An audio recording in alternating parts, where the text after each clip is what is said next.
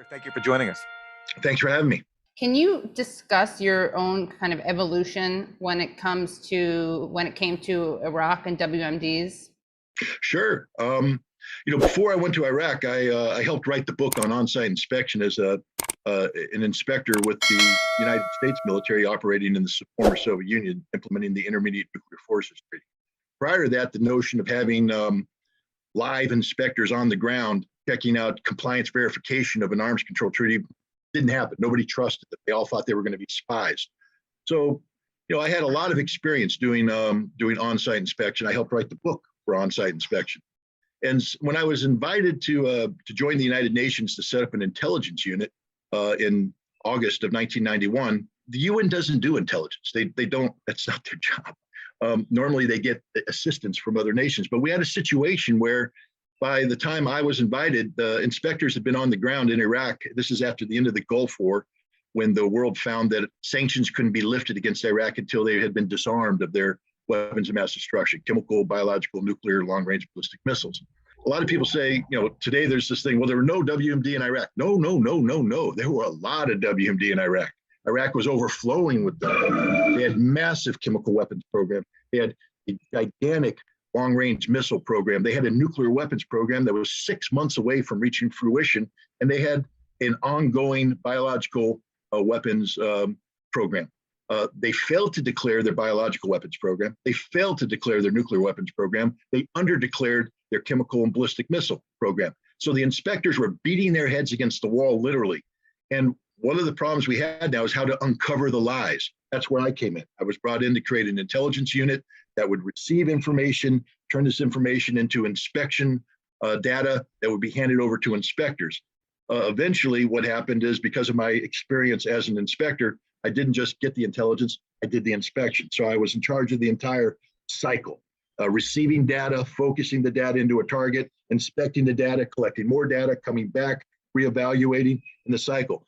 We were looking for not just material, but evidence of concealment. The Iraqis were hiding this stuff. So it was a very complicated process, a lot of human intelligence, a lot of signals intelligence, a lot of imagery intelligence, and just a lot of old-fashioned elbow grease on the ground in Iraq in very, very contentious situations. We were going after targets that the Iraqis didn't want us to go after. I had a pistol put to my head several times. I had rifles shoved in my face. They were going to blow my brains out on the wall for daring to do what I was doing. And had I blinked, it would have all been over. Not that I would have been dead, but once you blink in the face of that, your credibility as an inspector is finished. So you just had to stand there and dare them to pull the trigger. And they didn't, thank goodness. But the point is, this was a very active, aggressive, controversial process. By the time I finished in 1998, we could account for 90 to 95% of Iraq's WMD. Now, people say that's not 100%. That's what the Security Council said. See, the Security Council passed a disarmament resolution under Chapter 7, which said that Iraq's retention and possession of this material constituted a threat to the international community worthy of war. The standard for disarmament was 100%. I didn't make that standard. The international community made that standard. So as an inspector, I said, we've accomplished 90 to 95%, but I can't tell you where the final 5 to 10% is, where it went. We're investigating it, and now the United States won't let me finish my investigation. My investigations require kicking down doors, being in the face of the Iraqis, and you have to back me up while we do this, or we're not going to find that missing information. The United States reneged.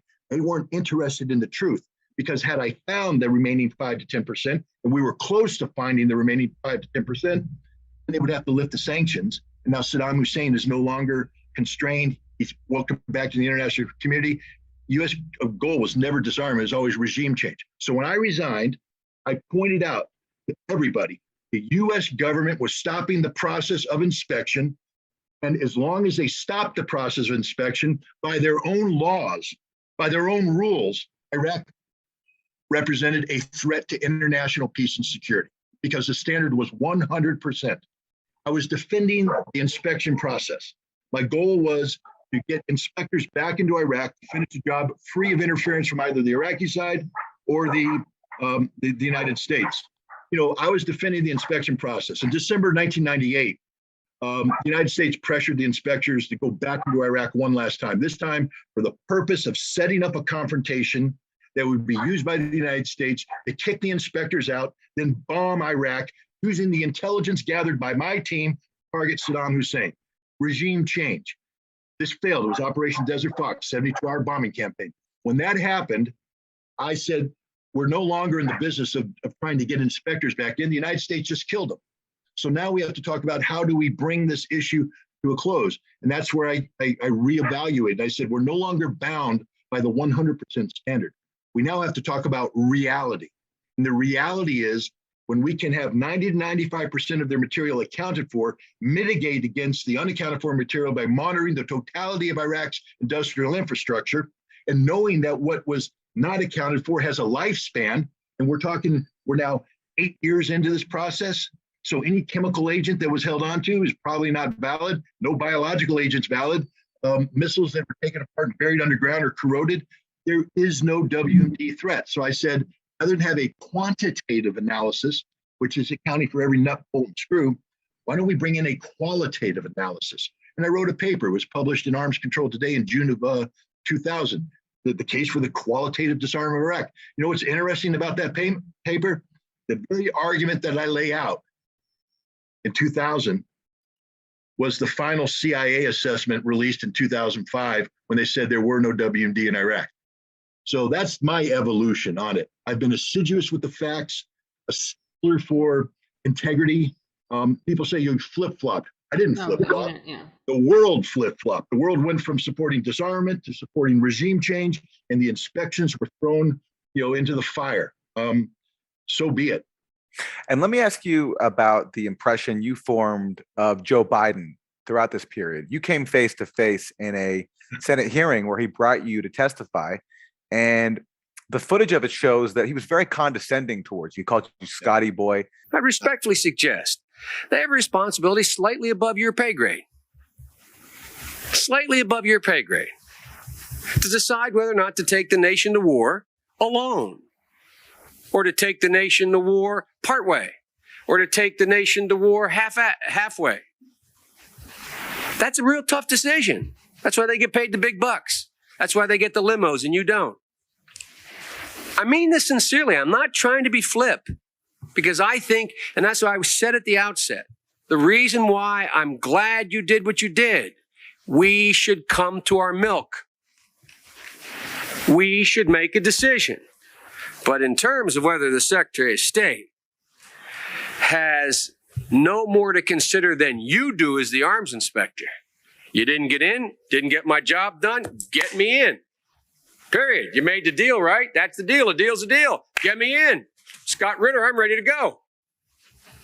It's not how it works. Now, maybe it should work that way. But wouldn't you acknowledge that if you were President of the United States or the Secretary of State, you'd sit there and say, now, okay, old Scotty boy didn't get in. We said he should get in. We want him to get in. It's important that he does get in. They're not going to let him in. So what are we going to do now? We know that France and Russia aren't going to be with us. We're quite confident China's not. We've already run those traps. They're not there. We're not sure where the United States Senate is, but have at it, boys. Go get them. And by the way, Scott and the boys say air power's not enough. I think it's a legitimate debate, Major. I think it's a legitimate debate. But I don't think we should be putting it in the context of you have somebody up there at state saying, look, how can we weasel out of this agreement? We want to let this guy out there hanging. We're not this. It's a very practical political decision. Same kind of decision General Powell made. Same kind of decision President Bush made. Every president, every Secretary of State has to do it. Like I said, they get paid more than you. Their job's a hell of a lot more complicated than yours. They may have made the wrong decision, and you brought it to light. We should address it. We should say straight up where we are, and we should do it. And for that, I thank you. But it's above your pay grade.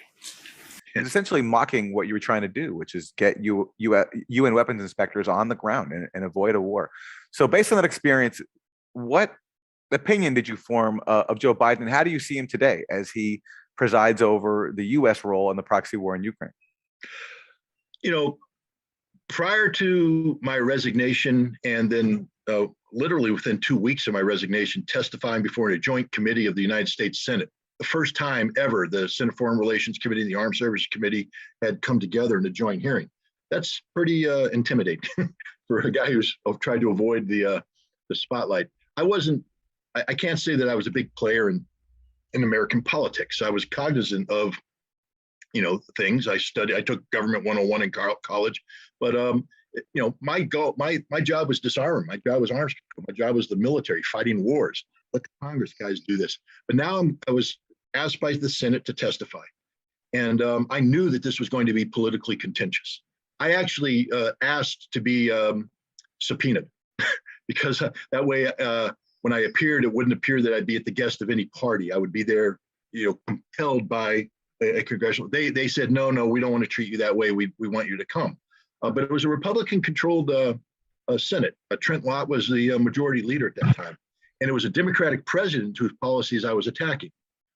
Initially, it was going to be me testifying with Madeleine Albright, the Secretary of State, and William Cohen, the Secretary of Defense, because I was extremely critical of both. And the idea was to get all three of us out there and have a clearing of the air. Well, Albright and Cohen bailed. And the reason why they bailed is simple. I was at every meeting. I knew everything. I was a critical participant. This wasn't some little Scotty boy out there playing in the playground, suddenly brought up into adult world and going, oh my God, what's going on with the adults? No, I was aware of it all. I knew it all, knew what they agreed to. I knew everything about it. If he sat there next to me, the Senate hearing, they would have been humiliated. I would have destroyed them. So they bailed. But rather than cancel the hearing, the Republicans said, no, we're going to bring Ritter forward. Joe Biden took the lead in trying to stop this. He did a parliamentarian move where he closed down the Senate. And the idea was by doing that, you can't have the hearing. Trent Lott did another unique thing. Biden did something, but Trent Lott ended up shutting down the Senate, then bringing it back into a new session, and then walked me in to the Senate chambers. Now, I'm thinking this is cool. I'm being walked in by Trent Lott. What I didn't realize is I'd been walked in by the big dog for the Republican Party, and all the Democrats are up there seething because they viewed this as a partisan political exercise. I was simply there to reveal the truth. No, I suddenly became a partisan enemy, and Joe Biden took the lead in taking me down. And he started with his opening statement where he called me Scotty boy. This was above my pay grade. That's why they get the limos and I don't. Scotty boy wants in, the whole 9 yards. Look, at the time I was a little confused by I was angry. Actually, I was told ahead of time, just don't say anything.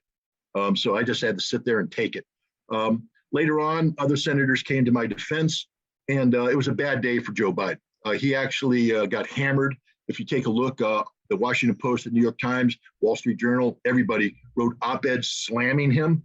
He called to apologize. I was actually brought back to his office for a 45-minute one-on-one where he tried to clear the air about what he did. He wrote me a nice letter that said, if this is an issue that's not going to go away, and I hope to be able to call upon you again if needed. He never called, and I tried to get him to call. I tried that letter at one point because when 2000 came up, I realized that we were heading towards war. We had a presidential election in place, and people were talking about the potential of going to war with Iraq about weapons of mass destruction. That article I wrote for Arms Control Today, I actually wrote because John Kerry, a Democratic senator from the state of Massachusetts, when I called him on the phone to try and get a hearing, he said, put it in writing. So I put it in writing in the most prestigious arms control journal, and I had a copy sent to every senator and every congressperson. And then I called them up and said, let's meet. Well, you know who met with me? Chuck Hagel. Chuck Hagel met with me. Chuck Hagel met with me for an hour, and we had a great conversation. But when I said, what are you going to do about it? Because he agreed with me that the whole WMD thing was a fiasco. He said, you can't expect me to get ahead of my party in a presidential election year. It would be suicide for me to go alone. I said, well, what if I got Joe Biden to come with you? He said, if you got Biden on board, I called up Biden's people. I read him the letter. I said, Joe wanted to talk to me about this. Well, he didn't meet with me. He sent his chief of staff. And when his chief of staff met with me, he called me a traitor, accused me of treason. I reminded him that I was a Marine. And if he said that one more time, I will show him why I'm a Marine. And I don't normally like to talk about violence, but you don't call me a traitor to my face, ever. And he backed down, and we had a similar conversation with Hagel, and he agreed. He said, yeah, you're probably right, but no, we're not going to get ahead of Al Gore. on this one. We're the same. I went back to Hagel and pushed him again. He said, don't expect any profile and courage moments from anybody in Congress when it comes to Iraq and WMD. The truth doesn't matter. Politics matter. And that's where I really got a bad opinion of Joe Biden. But it finally came in 2002 when I had been pressuring him and Senator Lugar to hold hearings on Iraq. And at first they said they wouldn't hold hearings.